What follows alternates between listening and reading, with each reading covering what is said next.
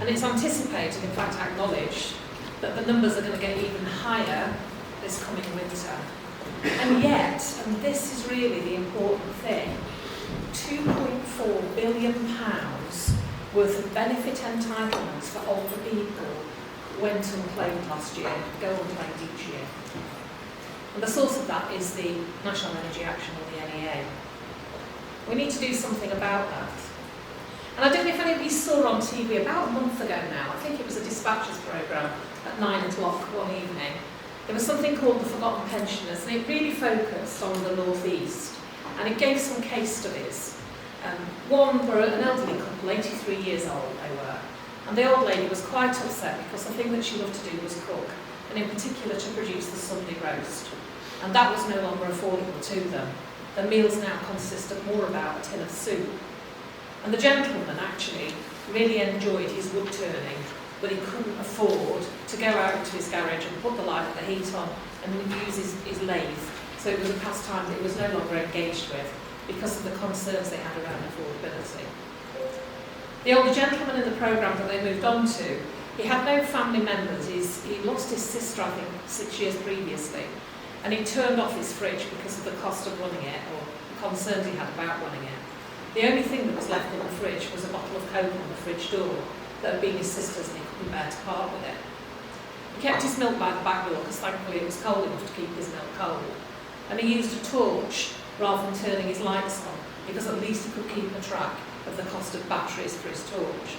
And he was using one of those bottled gas, I think they're called Super Sir heaters, just with one bar on for warmth.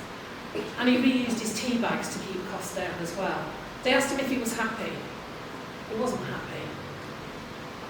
And the third lady in there was an elderly lady who really was happy about her hot water bottle and the importance of a hot water bottle that she filled every night to take to bed to keep her warm, because she couldn't afford to put the heating on, so went to bed at 7:30 every night. But you think, oh, well, they're on the North East, aren't they? That's not here, that's not Bassetlaw. They're miles away, but we need to think about them. But one day we had an elderly lady walk into our building in tears. She really was concerned about the future and whether or not she could afford to heat or heat. And she turned her electricity off. She was using cold water to bathe and to wash her clothes, well, not wash her clothes, as the case may well have been, and was using a candle to go to bed. Elderly person with a candle in a bedroom, so many red flags lying there, and I felt we needed to do something. And our building isn't used the whole of the time, and believe me, my staff keep our building incredibly warm. I leave there medium rare sometimes because of how warm our building is in winter. So we decided to launch our warm space. We didn't know it was called a warm space at the time, and I think even we're not calling them warm spaces, are we, these days, but whatever it was. So we opened our building. We've got limited kitchen facilities, but we offered free tea and coffee, we offered free soup and a roll, and we expected people to queue at the door.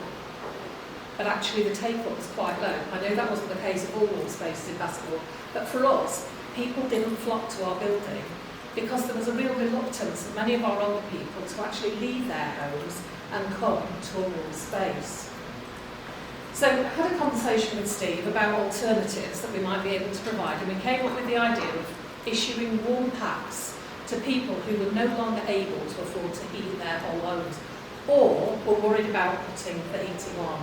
And I think this is one of the big challenges for us, because so many people, the whole staff team had to get involved in warm packs, and I can give you all the statistics about how big a pile 100 radiators looks like and how many meeting rooms you're going to fill with this, or even how much cardboard you generate from unpacking them or when you're back testing them, or even how many you can get into the back of a standard saloon car. But the whole staff had to do this response because we had to get warm packs out to people throughout Bassetlaw that consisted of 2 oil-filled radiators, an electric throne, an electric blanket, double or single, a thermos flask, 2 thermometers, a cost of living booklet and other partner information that was relevant for, say, babies and children that partners suggest to be included. And the idea of the warm pack is that our referral partners would identify people that could no longer afford to put the central heating on or to heat the home. And this was meant to be a more cost-effective way of keeping, in particular, older or vulnerable or people with long-term conditions warm at home. We had been involved in the oil-filled radiator initiative in previous years, for people that suffered heating breakdown, where we'd loan radiators on a temporary basis. And I can't actually give you statistics of how much it costs to run up an oil-filled radiator, because it really depends on the size of the room, how cold it was to start with, what insulation measures you've got. But the average cost of running an electric blanket, if you keep it on all night, is 40p. Our role was not only to pack, test and deliver, but actually to get into people's homes and to establish whether or not they were entitled to all the benefits payments they were entitled to, or if there were other sources of help. We didn't get through every door, I have to say. When I was out delivering some warm packs, I was met at the door by some people. But others actually welcomed me in. And one of the startling things that I found when I walked into these people's homes, lugging radiators and things with me, was just how they were ordinary people. They weren't people that struck you as being chaotic or, you know, they were just ordinary people. And as I sat on various people's chairs or sofas, they could tell me to a penny how much a pint of milk had gone up by. They could tell me to a penny how much more the loaf of bread was. They had no idea how much the kilowatt per hour of the electricity was or what impact it had, so let's just not use it. No idea how much the gas has actually gone up by, but we'll just keep it turned off just in case. And I think that is one of the challenges that we have, is people actually, I was lost in the fog of it.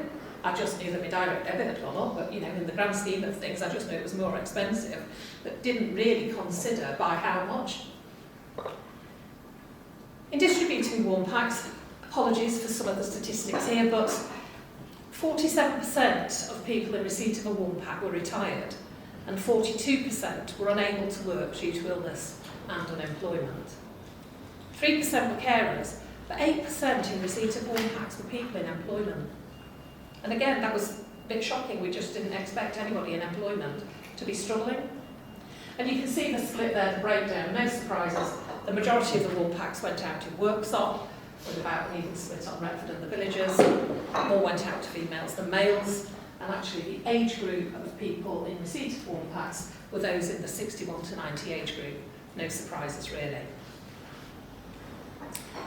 So the referrals came in from, well, 3 specific sources really. The District Council sent us 51 referrals, the social prescribers 63.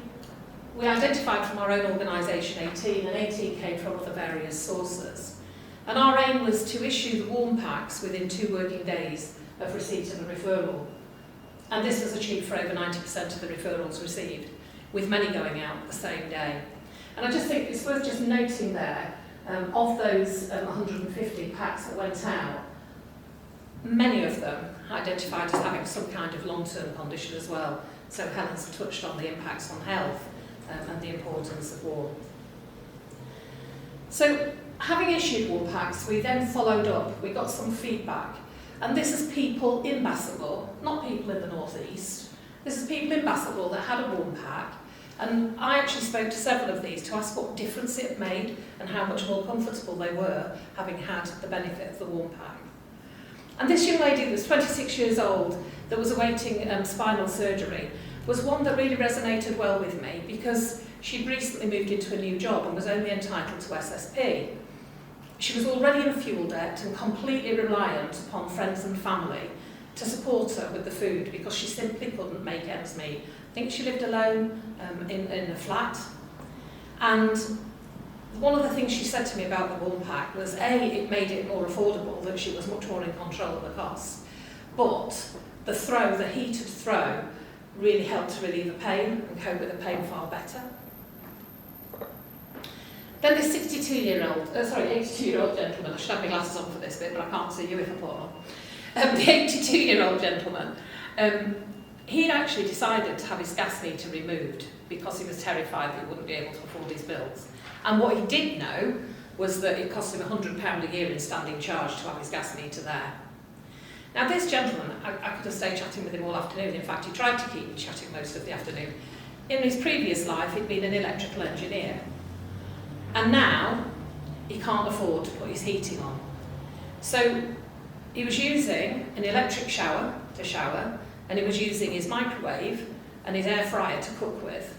But now he was able to keep a room warm using the oil-filled radiators that we'd given to him. And now he felt much happier that he was far more in control of his bills. And just before I move on to the third one, how many of you in the room have thought about your retirement? Come on, put your hands up, somebody must have. Thank you. How many in the room, when you're thinking of your retirement planning, are planning to have your gas meter out and just keep it in one room wall? Because this could be you. I can take you to this man's house in Worksop, this guy. This is people locally. There are residents, constituents, beneficiaries, patients, clients, whatever you want to call them, they're all the same people, and these are people living locally. And then this lady, a 48-year-old lady, who herself said she had mental health issues, was living off-grid in a caravan again in Worksop, this lady. And so she wasn't actually benefiting from any of the payments that were coming from government because she didn't have an energy supplier. It was provided through her landlord. And not only that, but she lived in a caravan where the insulation of the property was very poor. And she really made the point about how much her shopping had gone up and how the lack of heating was really impacting on her. So I think we have a real challenge here. There's so much that so many of us are doing in the room, but there's so much more to do. And nobody's got a magic wand. Nobody's got a massive pot of money they're just going to pour in and solve all of these issues. But I think with just a little bit of goodwill and a little bit more joined-up thinking, we can really start to make a little bit more of a difference. And the final message that I'd really like to leave with you is that we should really make sure that every contact counts. And that when we come across people, we check if they've had a welfare benefit check recently. There are so many of us in the room today that can offer welfare benefit checks, because that can make a real difference between people actually thinking they can afford or not afford to stay warm and not have to make a choice going forwards. So I'll leave you with that, folks. I know we're going through to the roundtable discussions, but we're going to come up with all the solutions after my colleague Andrea has had the final say of the day. Thank you.